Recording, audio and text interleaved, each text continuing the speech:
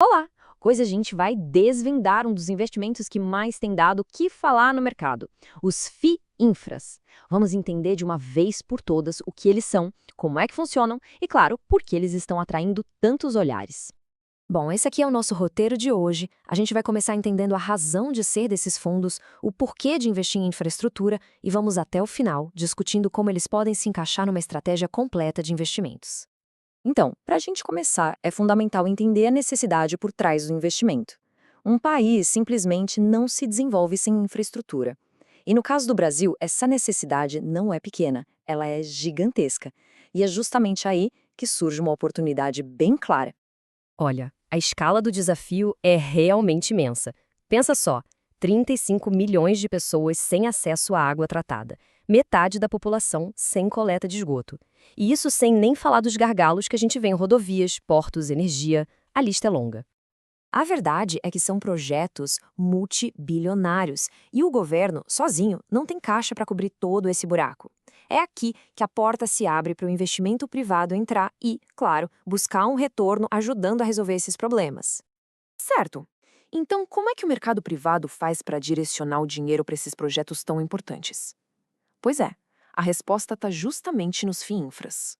Na essência, na prática, um FIINFRA é um fundo de renda fixa. O que ele faz? Ele financia projetos de infraestrutura comprando a dívida desses projetos. Ou seja, em vez de ser dono de um pedaço da obra, o fundo age como um credor, ele empresta o dinheiro.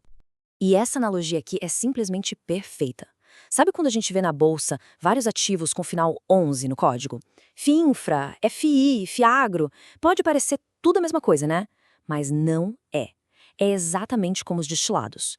Whisky, cachaça, rum, todos são destilados, mas cada um tem sua matéria-prima, seu processo e principalmente seus riscos. São coisas bem diferentes. E aqui a gente vê o caminho do dinheiro de forma bem clara. Primeiro, o governo faz uma concessão, por exemplo, de uma rodovia.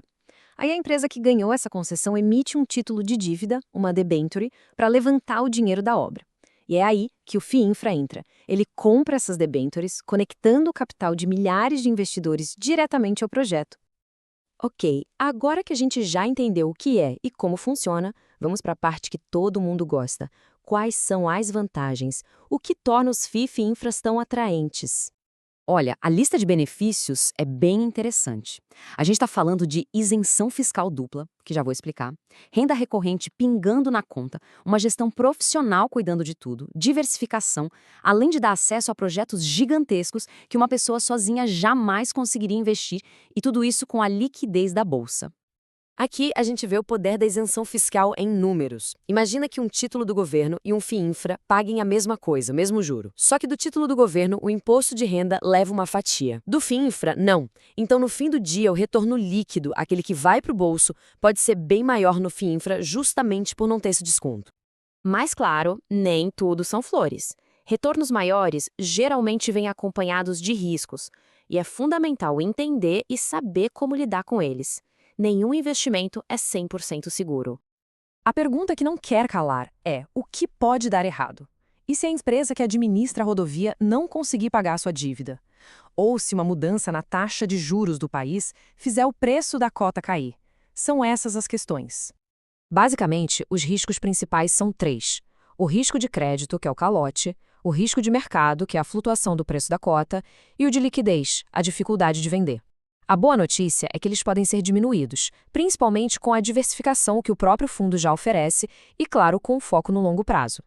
E na hora de escolher um fundo, tem um dever de casa básico a ser feito: pesquisar a gestora, ver quem está por trás, conferir as taxas para ver se são justas, olhar o portfólio do fundo, ele é bem diversificado e, muito importante, entender o perfil de risco. O fundo investe em projetos que já estão operando, mais seguros, ou em projetos ainda em construção, que são mais arriscados. Muita gente já conhece e investe em fundos imobiliários, os FI. Por isso, fazer uma comparação direta com os FIINFRAs ajuda demais a entender o que cada um tem de especial. E aqui está talvez o pulo do gato. Atenção aqui. Os rendimentos mensais, tanto nos FIINFRAs quanto nos FIIs, são isentos de imposto de renda. Ótimo. A grande virada de jogo está na venda das cotas. Se houver lucro nessa venda, no FIINFRA, esse ganho de capital também é isento. Já nos FIIs, não. Lá incide uma alíquota de 20%. É uma vantagem tributária e tanto. Beleza, agora vamos juntar todas as peças. Afinal, qual é o papel que um FII Infra pode ter numa carteira de investimentos bem montada? Eles são uma excelente ferramenta de diversificação. Pensa bem, o setor de infraestrutura tem uma dinâmica econômica própria, diferente do mercado imobiliário, diferente da bolsa de ações. Ao incluir os FIAs infras, a gente adiciona um novo motor à carteira, o que pode deixá-la mais equilibrada e resistente a crises. Ao financiar setores que são a espinha dorsal do país, como energia, saneamento e logística, quem investe em FII Infra não só busca um retorno atraente e com vantagens fiscais, mas também participa diretamente do desenvolvimento do Brasil. Então, fica a reflexão. Será que a infraestrutura não é a peça que estava faltando para completar o quebra-cabeça dos seus investimentos?